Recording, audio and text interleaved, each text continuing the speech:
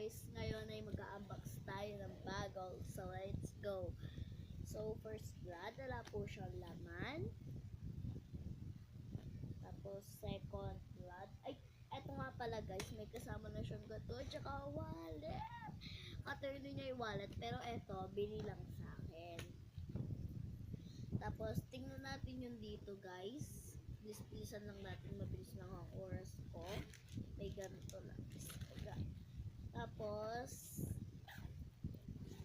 may ganito. Ito lang guys, bumara.